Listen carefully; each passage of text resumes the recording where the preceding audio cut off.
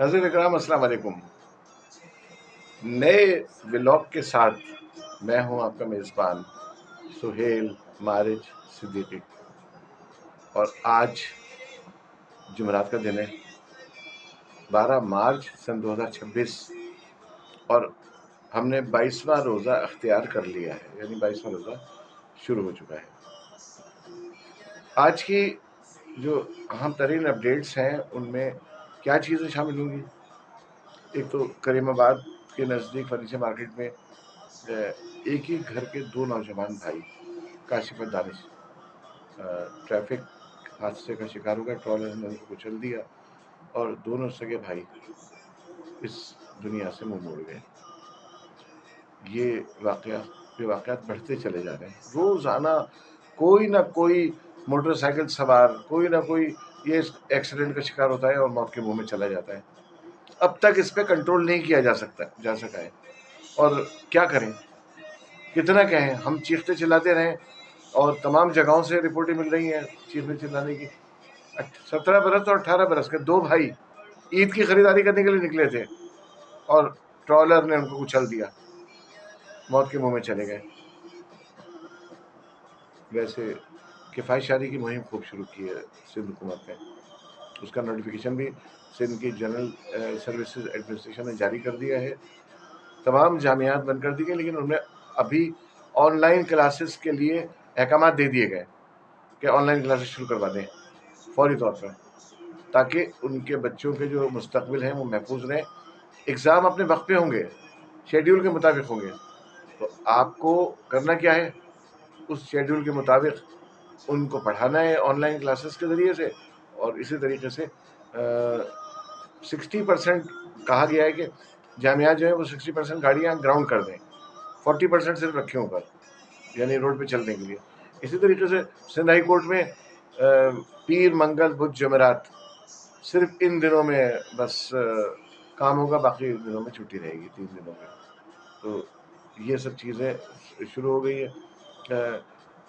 اے سی کہا کہ حکومت کے سرکاری اداروں کے شام کو 4 بجے بند ہو جائیں گے. اب چاہے آپ 6 بجے تک افسران بیٹھیں یا 7 بجے تک بیٹھیں، لیکن اے سی بند رہے گا.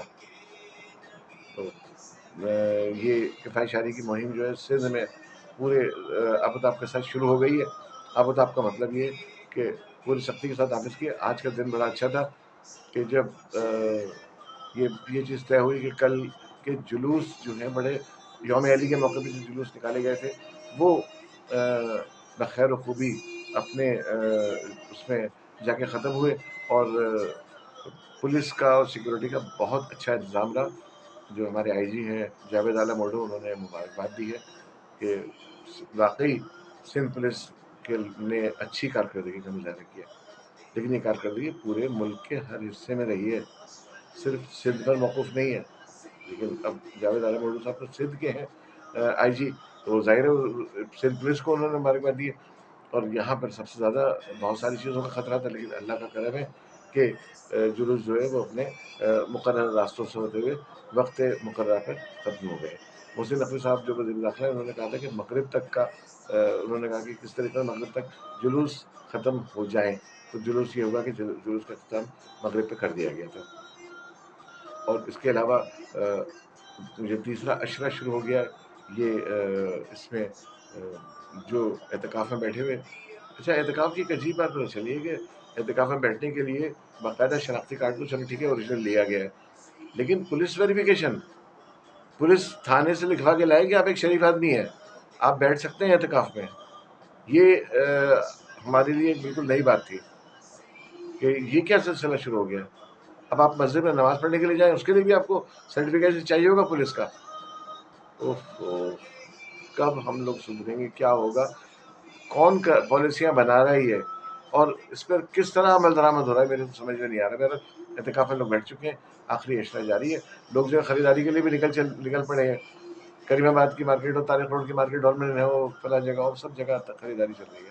لیکن اس خریداری کے ساتھ ساتھ میرا یہ بلاگ بھی اپنے اختتام کو پہنچ رہا ہے. تو اپنے میزبان سہیل مارج صدیقی کو اجازت دیجیے. اللہ حافظ.